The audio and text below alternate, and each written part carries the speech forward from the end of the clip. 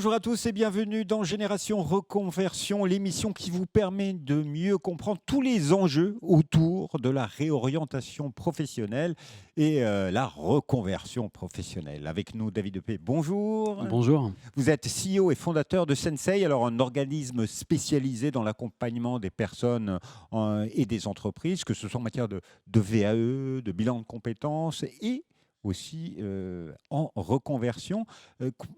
Chaque année, c'est combien de personnes que vous accompagnez? Alors, ça monte d'année en année, effectivement, parce qu'on grossit finalement on grandit avec les gens. On accompagne à l'heure actuelle 8000 nouvelles personnes chaque année. L'année prochaine, ce sera environ 10 000 nouvelles personnes. Et vous êtes présent quasiment partout en France. Partout en France. Partout en France. Alors, aujourd'hui, la reconversion, c'est un vrai phénomène. Pourquoi? Parce que les carrières ne sont plus linéaires. Quelle est votre analyse de l'état du marché? Effectivement, aujourd'hui, il y a plusieurs facteurs. Si on devait s'arrêter sur un facteur, c'est les transitions qui finalement sont de plus en plus rapides. Un métier change très rapidement et donc il faut s'adapter à ces transitions et il faut évoluer soi-même dans son emploi, dans son employabilité.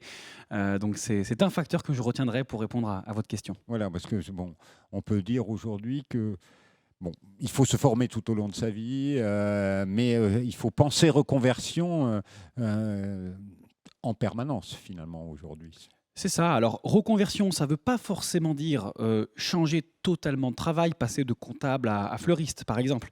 Ça veut simplement dire arriver à comprendre comment son métier va être transformé à l'avenir et comment aujourd'hui il faut faire évoluer ses compétences pour qu'elles correspondent au métier de demain.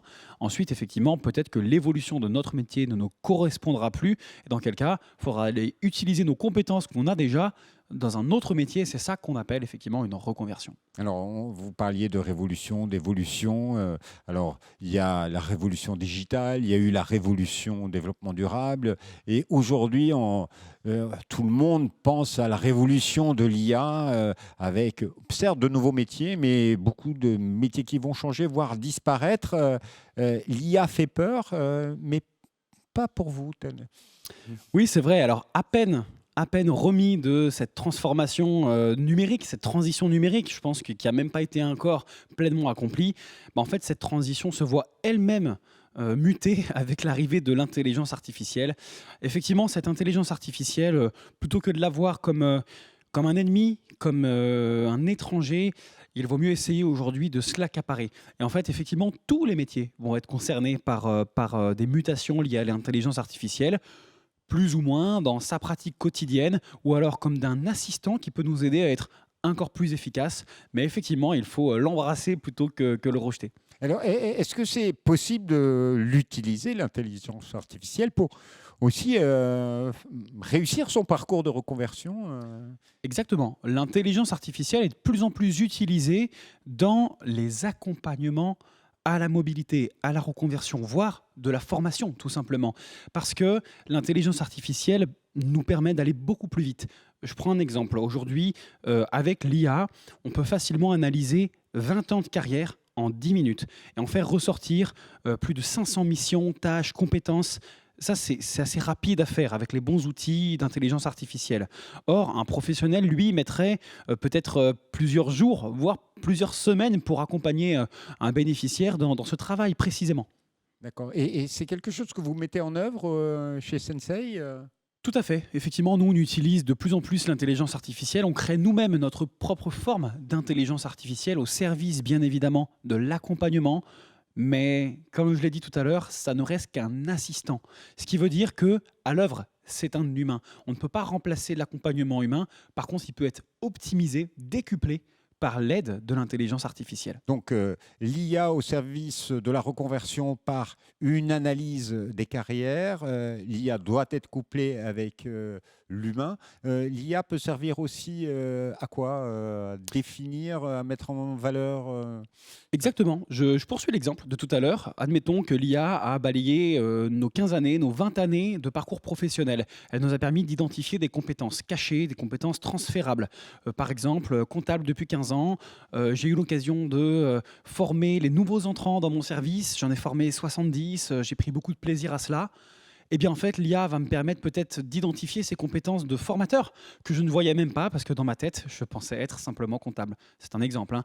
Bien évidemment, ensuite, l'IA va nous permettre ces compétences-là, entre autres, avec plein d'autres également, mais de les mettre en perspective en instantané avec toutes les fiches métiers actualisées en permanence, des dizaines de milliers de fiches.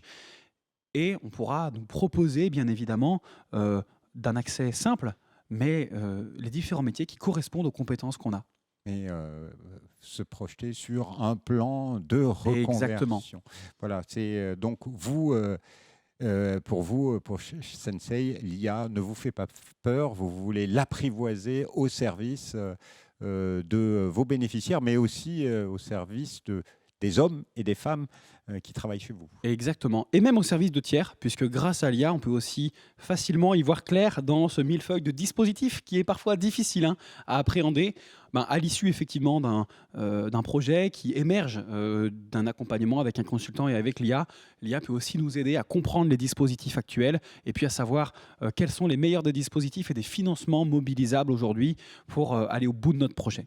Voilà, donc si l'IA vous fait peut-être peur, n'oubliez pas que l'IA peut vous aider dans votre parcours de reconversion. Merci infiniment, David Depay, pour votre témoignage. Alors, si on veut savoir plus sur Sensei, un site internet www.sensei-france.fr, et on conclut toujours cette émission avec un conseil ou un piège à éviter dans un parcours de reconversion. Quel est le conseil que vous nous donnez?